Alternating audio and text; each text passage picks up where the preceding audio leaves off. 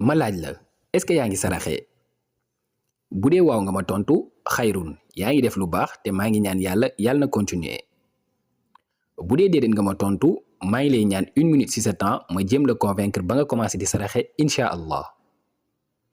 mais balaa may commencé abonne-toi nga partage vidéo bi jullit yëpp daal di ci jot di ci mun jëriñu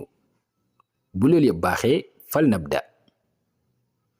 ok 1 minute la am pour convaincre la nga commencé di saraxe li ma lay njëkk a wax mooy as-sadaqatu min asbaabi barakatil maali waaw saraxe day barkeel alalu borom te da kay yokku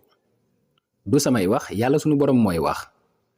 soo demee ci suratul baqara mu ngi naan masalul lazina yunfiquuna amwaalahum fi sabilillahi ka masali xabbatin anbatat 7 sanabila fi kulli sunbulatin mi'atu habba wallahu yudaa'ifu liman yasha wallahu waasi'un alim kon loolu kaare na deuxième point bi nga xamante ni sarax da kay def mooy adamul bala yàlla da lay